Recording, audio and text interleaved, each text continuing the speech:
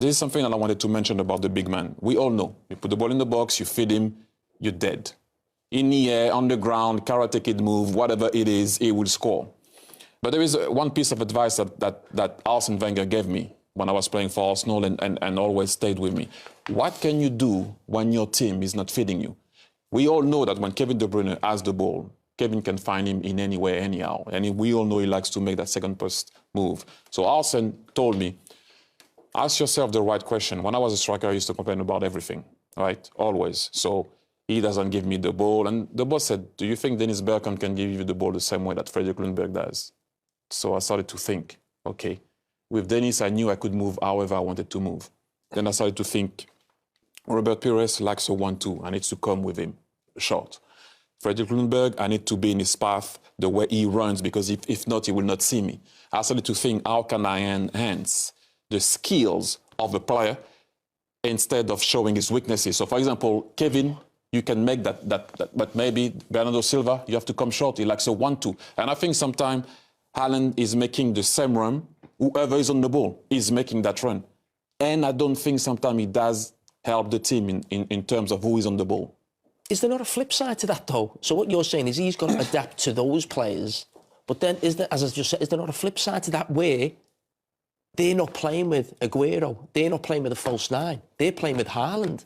So they have got to change as well. They did. They're trying to change, and you can see Pep is trying to find a formation, by the way, to make sure that Haaland can perform. I'm talking about big games here. How many games Man City during the season, for example, are not like on top of the other team? So he doesn't so much have to adapt to those players, but we've seen in big games that is not often on the ball, that he doesn't touch the ball, that they can't find him. That's what I'm saying. Maybe if you think of the other way in big games, try to help them. We all know when you play a big team, Jamie, you have to win your own battle first. It's not that easy. And we have seen that this year he struggled in this type of game. So maybe if he does think of that, how can I help them sometime in some situation, not always them finding me on the second post? So you really think Kane's a better player than Haaland? We can talk about all-round game, but striker, where he scored 25 league goals this season, Haaland, even in a system which is not suited to him. No, but I totally understand that about the goals. But we all know that City won the league without those goals before. Mm-hmm. They have those goals, they're second. What is that supposed to mean? Some of the guys that are top of the Alan Shearer scored a lot of goals. He won the league one time. Harry Kane scored a lot of goals, still didn't win anything.